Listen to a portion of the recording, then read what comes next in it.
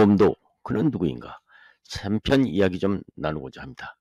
1편, 2편에서는 홍범도가 어디서 태어났고 그가 왜 총을 잘 다루는 포수가 되었으며 포수가 된 후 여러분도 잘 아시는 봉오동 전투에서 일본군과 어떻게 싸웠는지까지와 당시 일본군에게 쫓겨서 러시아 땅인 자유시까지 만주 땅에서 당시 소련 공산당군과 합세한 이유와 요즘 우리가 자주 듣고 있는 자유시 참변 이후 그의 행적이 문제가 되고 있는 점과 그가 우리 국군의 간성을 키우고 있는 그의 형상이 공산당을 키우고 있지 않은 자유민주주의 나라인 대한민국을 수호하는 우리 육군의 장교를 양성하는 교육기관에서 왜 세워졌었는지 논란의 대상이 되고 있는지를 살펴보고자 합니다.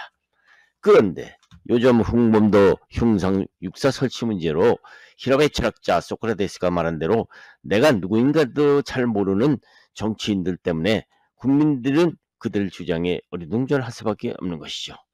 국민 여러분, 새삼스럽게 우리 자유민주주의 대한민국의 간성을 키우는 대한민국 육군사관학교에서 홍범도 흉상을 왜 설치했어야 했는지, 이른바 소련 시베리아 지방에서 있는 자유시 참변시에 소련 공산당 지원을 받는 한인 공산주의자들 단체인 고려혁명군이 소련 공산주의자의 접근과 함께 자유시에 모여든 많은 한인 독립군들 중 우리는 무너진 대한조국을 지키러 러시아에서 잠깐 온 것뿐이지 소련 공산당군에 함께 할 수 없다는 대한의원군 등에 대해서 소련군과 고려혁명군이 무참하게 이들을 공격 학살한 사건에 대해서 이때 홍범도는 공산군 지원을 받는 고려혁명군에 가담하여 당시 대한의원군 등을 강제 해산 학살시킨 데 대한 가담했기 때문에 문제가 될 것이죠. 그렇습니다. 1921년 6월 28일 장갑차 2대의 기관총 30여 문으로 중무장한 붉은 소련군이 29연대 코사크 기병 600여 명과 고려공산당 고려혁명군 등은 대한의원군 등의 주둔지를 무차별하게 공격을 했었죠. 대한의원군 부대는 불과 1시간 만에 소련군과 한인공산당 고려혁명군에 의해서 저항하다가 270여 명이나 학살당하였고 이들에 대항하다가 자유시 뒤편 강으로 피하려던 대한의원군 등 31명을 모두 광문에 빠져서 익사했으며 진압당한 후 체포된 독립군 등을 파악해보니 250여 명의 행방불명이 되었고 포로로 잡힌 사람만도 917명이나 되었다고 하죠. 물론 이 자유시 참변으로 우리 독립군은 완전히 그것도 일본군에 의해서 와해된 것이 아니라 소련 공산군과 고려 공산당의 고려 혁명군에 의해서 모두 해산되고 만 것이죠. 우리 정치인들 중에는 이때 당시 홍범도 부대는 자유시 참변에는 적극 소련 공산군과 고려 혁명군에게는 적극 가담하지는 않았다고 주장하는 사람도 있기는 하지만은 당시 홍범도 부대는 소련 공산당군과 그 노선을 따르는 공산 계열의 고려혁명 측에 가담한 것은 분명한 사실이라고 당시 상황을 분석한 자유시 참변 연구자들의 의견은 공통된 의견이죠. 시청자 여러분, 2018년 3월 1일 애초 육군사관학교에서 세워졌다는 그 흉상을 육군사관학교 교정에 꼭 세워야 하겠다는 정치인들 중에는 그가 항일 독립운동을 위해서 소련 공산당의 지원을 받을 수밖에 없는 그런 것을 가지고 왜 그러냐고 그의 행적을 옹호하기는 하죠. 그러나 그가 당시 홍범도 부대가 공산당 계열인 고려혁명군과 소련군에 가담했을까 하는 의문은 남을 수밖에 없는 것이죠.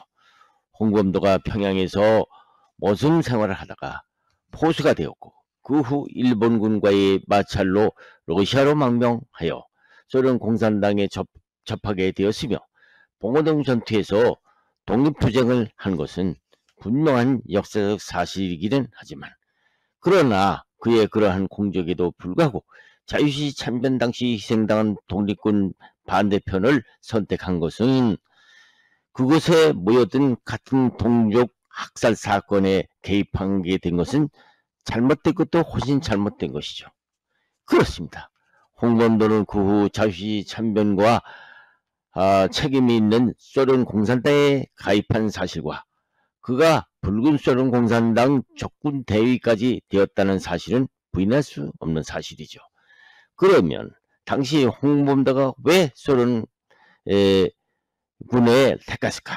그리고 그는 왜 71년 전 우리 동족과 동족끼리 죽이고 죽는 가장 참혹한 전쟁을 일으킨 소련군에게 충성을 다하고 소련 공산군 대위 노릇까지 했으며 심지어는 2차 대전 때에는 극동에서 이영만리 카자흐스탄까지 쫓겨간 고려인들 중에 섞여 살면서 공산 소련군으로부터 입대 요청까지 했다가 당시 스탈린 정부로부터 고령이라는 이유로 거절당해까지 했다는데요. 왜 그랬을까요?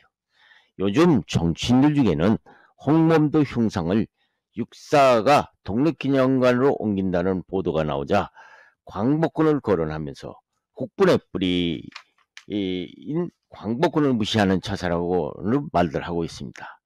하지만 그 주장은 말에 어폐가 있다고 볼 수밖에 없는 것이 그는 광복군과는 아무런 관계가 없다는 것이죠. 광복군은 어떤 부대입니까?